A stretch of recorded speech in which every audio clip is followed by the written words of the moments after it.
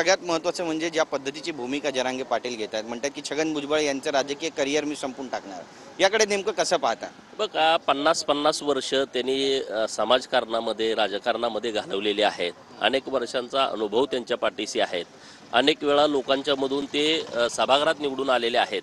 एखाद्या व्यक्तीचं राजकीय करिअर उद्ध्वस्त करतो म्हणणं आणि उद्ध्वस्त होणं ह्यात फार मोठा फरक आहे. त्यांनी अनेक वर्ष काम केलं तिथल्या लोकांच्यासाठी, डेव्हलपमेंटसाठी, तिथल्या वेगवेगळ्या समाज घटकांसाठी काम केलेलं आहे. त्यांनी त्यांची भूमिका मांडली असेल, परंतु आता हे ज्येष्ठ नेते आहेत, अनेक वर्षांचा त्यांच्याकडे अनुभव आहे.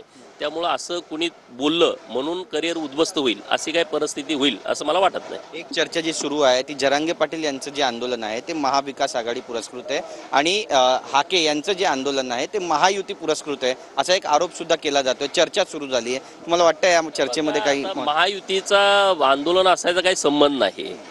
त्यांचं काय म्हणणं आहे उपोषणकर्त्यांचं की सगळे सोयरेंच्या बाबतीमध्ये आता महायुतीच सगळे सोयरेच्या बाबतीमध्ये स्टेटमेंट करते, मग महायुतीचं कसं काय हे आंदोलन असू शकतं?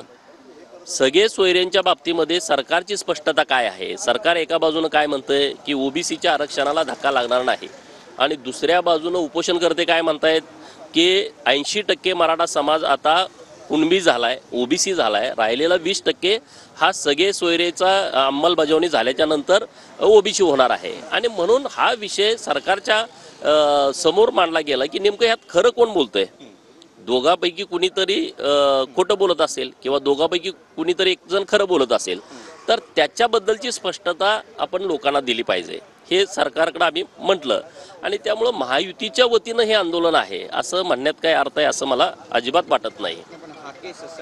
हाके, ससाणे आणि वाघमारे या तिघांची समजूत काढण्यामध्ये सरकारला आज यश येईल का? त्यांचं आंदोलन या ठिकाणी संपुष्टात येईल का? बघा, आंदोलन संपवणं हा महत्त्वाचा विषय यासाठी आहे की 10 दिवस झाले आता हाके सर आणि नवनाथ वाघमारे हे उपोषणाला बसलेले आहेत आणि इकडं ॲडव्होकेट मंगेश ससाणे हे त्यांचा आज 7वा दिवस उपोषणाचा आहे.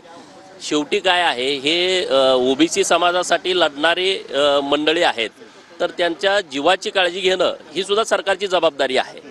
आणि म्हणून त्यांनी जो विषय दिला होता त्या विषयावरती सविस्तर चर्चा सरकारबरोबर झालेली आहे आणि जी चर्चा सविस्तर झाली आहे ती चर्चा आता त्यांना सांगण्यासाठी राज्याचे 6 मंत्री आज तिकडे निघालेले आहेत. निश्चितपणे त्यांच्याशी व्यवस्थितपणे चर्चा होईल.